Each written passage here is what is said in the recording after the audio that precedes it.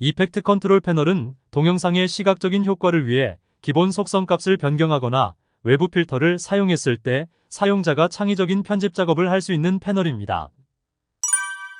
이번 강좌의 목표는 이펙트 컨트롤 패널의 첫 시간으로 기본적인 구조와 기능에 대해서 알아보겠습니다. 먼저 프로젝트와 FHD 해상도의 시퀀스를 만들었습니다. 제공된 소스 8번 클립을 더블 클릭해서 오버라이트 하겠습니다. 그런데 프로그램 패널에 영상의 주변으로 블랙이 보인다면 시퀀스와 해당 클립의 해상도가 불일치하다는 것입니다. 지금과 같은 경우는 클립의 해상도가 시퀀스보다 작은 경우입니다. 프로그램 패널의 메타데이터 정보창을 실행해보면 시퀀스 해상도는 FHD 해상도인데 클립의 해상도는 HD 해상도임을 알 수 있습니다. 프리미어 설정을 통해 해결할 수 있지만 지금은 해당 클립을 마우스 옵션을 통해 해결하겠습니다. 타임라인에서 해당 클립을 선택하고 마우스 오른쪽을 클릭하면 중간 부분에 스케일 프레임 사이즈와 세트 프레임 사이즈 옵션이 나옵니다. 이것은 해당 클립을 시퀀스 크기로 맞춰주는 옵션인데 해당 강좌에서 다루기로 하고 스케일 프레임 사이즈를 선택하겠습니다. 해상 클립의 크기가 시퀀스의 크기와 일치되었습니다.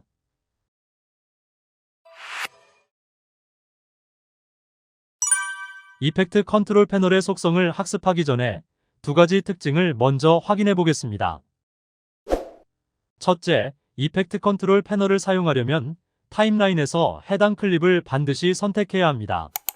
만약 선택한 클립에 비디오와 오디오가 모두 있다면 이펙트 컨트롤 패널에도 비디오와 오디오의 속성을 모두 조절할 수 있습니다. 만약 싱크를 끊어서 비디오 또는 오디오만 선택했다면 이펙트 컨트롤 패널에도 비디오 또는 오디오의 속성 조절템만 보여줍니다. 타임라인에서 클립이 아닌 빈 곳을 클릭해서 클립 선택을 해제합니다. 이때 이펙트 컨트롤 패널을 확인하면 우측 상단에 노 클립 실렉터를 보여주면서 조절 옵션이 보이지 않습니다. 둘째, 이펙트 컨트롤 패널 우측에 있는 디스플레이 설정 탭을 클릭하면 하단에 핀 투 클립 옵션이 있고 디폴트 값으로 체크되어 있습니다. 이 옵션은 타임라인에서 선택한 클립의 편집점 길이만큼 이펙트 컨트롤 패널 조절창에 보여주는 기능입니다. 키프레임 작업할 때 불필요한 다른 구간으로 이동되는 것을 막아주는 편리한 기능입니다. 키프레임을 제외한 이펙트 컨트롤 패널의 기본 구조에 대해서 살펴보겠습니다. 타임라인에 예제 클립, 소스 5번 반려견 영상을 편집하였습니다. 이 클립에는 오디오는 없고 비디오 정보만 있기 때문에 이펙트 컨트롤 패널에서 비디오 조절템만 보여집니다. 모션을 클릭하면 프로그램 패널에 8개의 조절점이 나타나고 빈 곳을 클릭하면 조절점이 사라집니다. 프로그램 모니터를 더블 클릭해도 조절점이 나타납니다. 빈 곳을 클릭하면 역시 조절점이 사라집니다.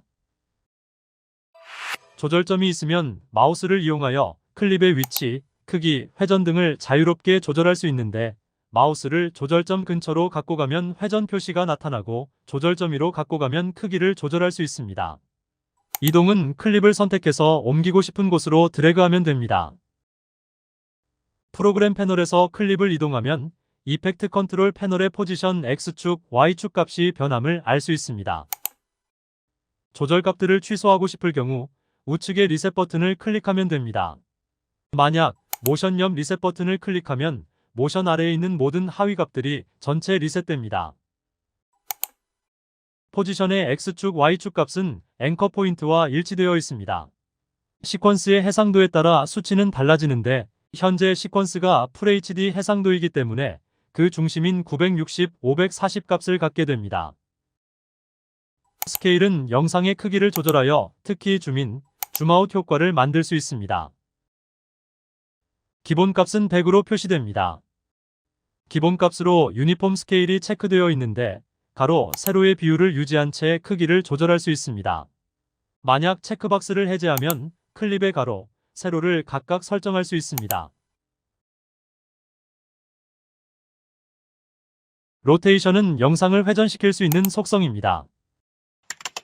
수치를 입력해도 되고 시계 모양을 드래그해서 회전시킬 수 있습니다. 직접 360을 입력하면 1회전이 되며 1 곱하기 0, 2 곱하기 0을 입력하면 수치만큼 회전됩니다. 앵커 포인트는 중심축을 의미하는데 그래픽 프로그램은 픽셀의 수치를 이용하여 고유의 좌표를 갖고 있습니다. 예를 들어 FHD 해상도의 앵커 포인트는 X축으로 960, Y축으로 540 좌표를 갖게 됩니다. 그리고 이 앵커 포인트의 위치를 마우스로 클릭해서 옮길 수도 있고 수치를 입력하여 옮길 수 있습니다. 포지션의 X축, Y축과 연결하여 작업할 수도 있습니다. 엔티 플리커는 크기를 조절했을 때 플리커 현상이 나타날 수 있습니다. 이때 슬라이드를 이용하여 이것을 조절해 줄 수 있습니다. 모션 버튼 앞에 있는 토글 이펙트 온오프 버튼은 작업의 결과를 전후 비교할 수 있는 버튼입니다. 이 버튼을 클릭하면 전체 옵션이 온오프 되기 때문에 이펙트 전후 비교할 때 편리하게 활용할 수 있습니다.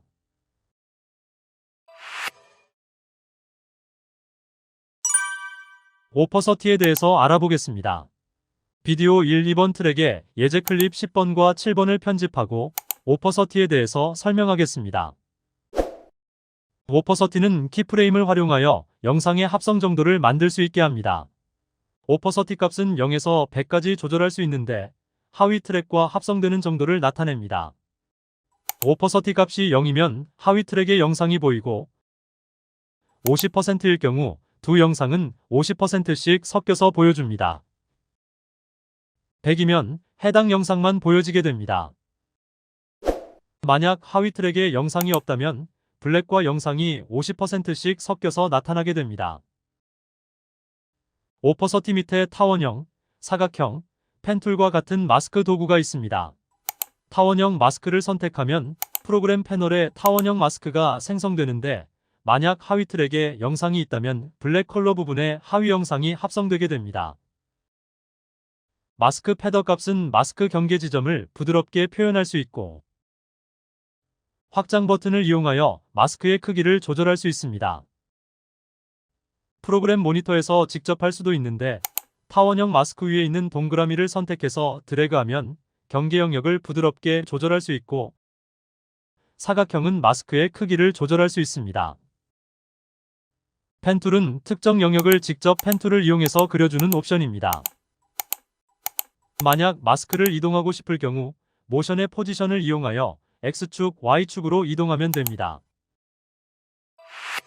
블렌드 모드는 두 개의 영상을 각 속성값으로 합성시켜주는 옵션입니다. 기본값 노멀력 확장 버튼을 클릭하면 6개의 그룹, 26개의 합성 모드를 보여줍니다. 첫 번째 그룹은 어두운 영역끼리 합성해주며 가장 대표적인 옵션이 멀티플라이입니다. 클릭하면 두 클립의 색상 채널 값을 곱해서 픽셀의 최대값으로 나눈 값의 색상을 보여줍니다. 전체적으로 화면의 색상이 어두워지며 오퍼서티 값을 65에서 70% 사이로 설정하면 자연스럽게 합성됩니다.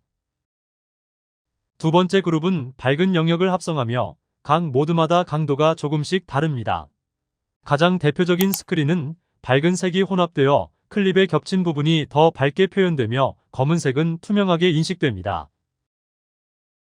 블렌드 모드는 속성 조절 값이 없기 때문에 각 옵션의 특성을 파악하여 사용자의 니즈에 맞게 오퍼서티 값을 조절해서 사용하면 됩니다.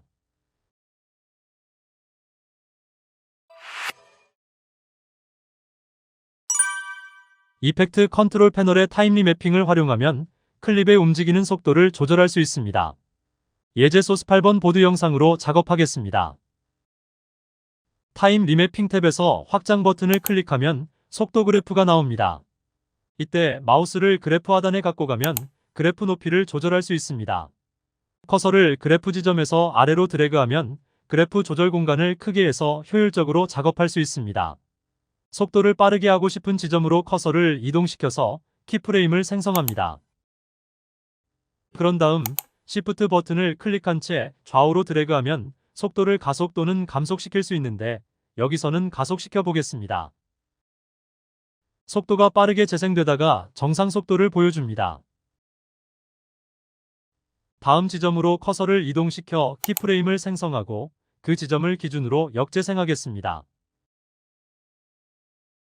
이번엔 컨트롤 누른 채 커서를 클릭하여 이동하면 이동 구간만큼 역재생되고 다시 재생됩니다. 만약 영상을 정지시키고 싶다면 컨트롤과 알트를 누른 채 키프레임을 원하는 시간만큼 드래그하면 됩니다.